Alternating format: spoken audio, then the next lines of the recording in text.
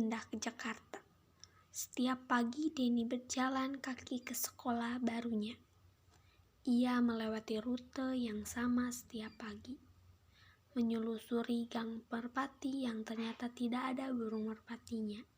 Belok di jalan melati yang sebagian penghuninya malah menanam bunga mawar. Kemudian ia harus melintasi jembatan kecil dekat lapangan rumput hijau.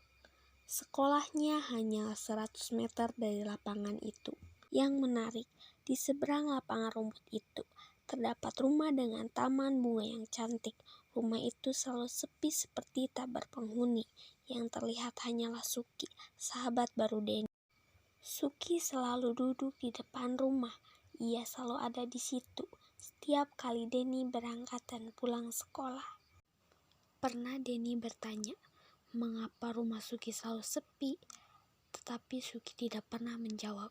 Ia hanya membuang muka dan berlari ke tanah lapang, mengajak Denny bermain bola. Denny sangat menyayangi Suki karena baru pindah ke Jakarta. Ia belum punya teman baru dan sangat kesepian. Teman pertama yang ditemuinya di tempat itu adalah Suki.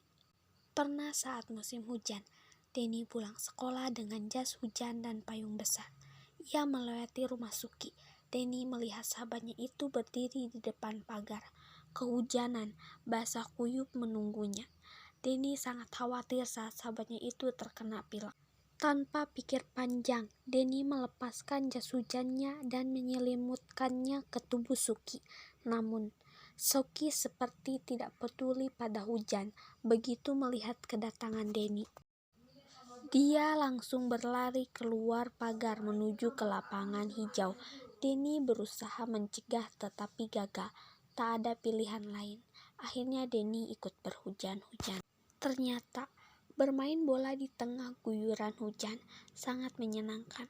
Untung Mama tidak marah saat melihat ia pulang sekolah dalam keadaan kuyup. Pernah Denny membawakan boneka beruang kecil seukuran induk kucing. Suki menyambutnya dengan gembira. Boneka itu menjadi mainan favoritnya. Suki selalu membawanya kemanapun ia pergi. Boneka itu menjadi sangat kumal karena terlalu sering dibawa bermain dan tidak pernah dicuci. Hari ini sudah 3 bulan mereka berteman. Denny berpamitan pada Suki karena dia akan berlibur ke rumah nenek. Di Solo liburannya cukup lama, sebulan penuh. Dari tatapan matanya, Denny tahu Suki sangat kecewa. Denny berjanji akan membawakan mainan baru untuk Suki. Sedih rasanya saat Denny harus meninggalkan sahabatnya itu. Namun, dia sudah lama tidak bertemu nenek. Nenek juga pasti sudah sangat rindu. Setelah usai liburan, Denny kembali ke Jakarta. Di hari pertama masuk sekolah, pagi-pagi Denny berangkat dengan riang. Mainan baru yang dibelikan ayah tersimpan rapi di tas sekolah. Mainan itu adalah frisbee, berdiameter 25 cm untuk permainan lempar tangkap. Denny yakin Suki pasti suka pada oleh-olehnya itu. Namun, pagi itu Denny sangat kecewa. Suki tidak tampak di depan pagar rumahnya. Denny mengetuk pagar rumah beberapa saat, tetapi tidak ada yang membuka. Denny akhirnya berangkat ke sekolah. Saat pulang sekolah, ia bergegas datang ke rumah Suki lagi. Namun, Suki masih tidak tampak juga. Selama mereka berteman, tidak pernah sekalipun Denny berani masuk ke dalam rumah Suki. Namun setelah 3 hari tak tampak, Denny memutuskan untuk masuk ke dalam agar bisa berjumpa sahabatnya itu. Diketuknya pintu depan rumah. Terdengar langkah kaki diseret yang mendekat ke pintu. Ketika terbuka, tersembul wajah seorang ibu. Wajahnya cantik namun tampak lelah dan sedih. "Ada apa ya, Nak?" tanya ibu itu. Denny tersenyum. Saya Denny, temannya Suki. Apakah saya bisa bertemu Suki?" ujar Denny terbata-bata. Ibu itu menatapnya sejenak, kemudian membuka pintu lebar-lebar mempersilahkan Denny masuk. Di dalam ruang tamu, Denny melihat foto Suki ada di dinding rumah bersama ibu itu. Di foto itu ada juga seorang bapak di samping Suki. Mereka tampak seperti keluarga bahagia.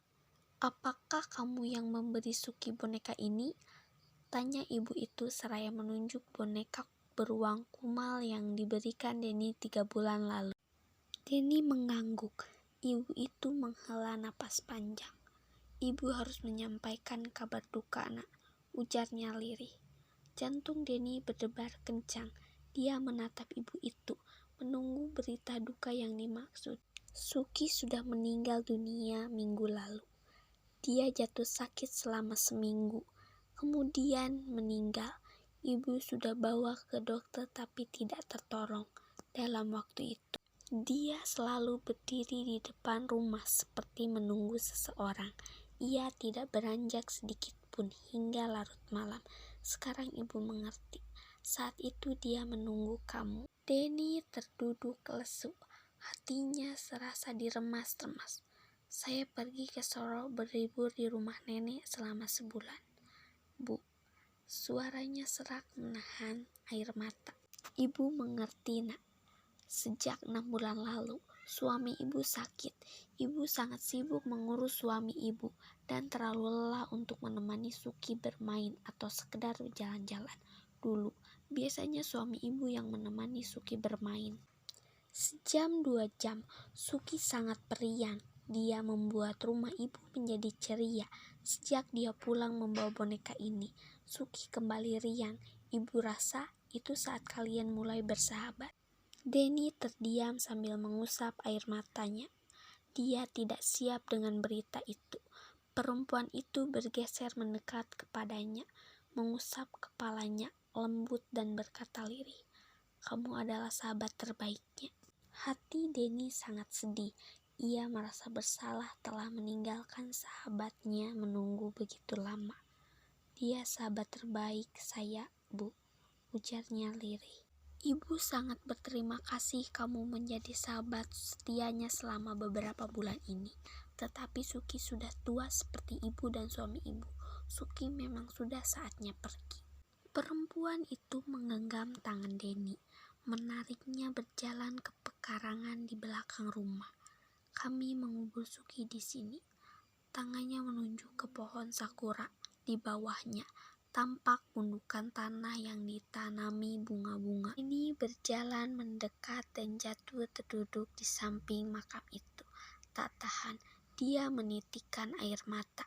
Di atas pusara teruntai kalung bertulisan nama Suki yang biasa dikenakan sahabatnya. Di papan kayu yang tertancap di atas pusara tertulis indah, "Suki, anjing penyayang, sahabat keluarga, 2007-2013."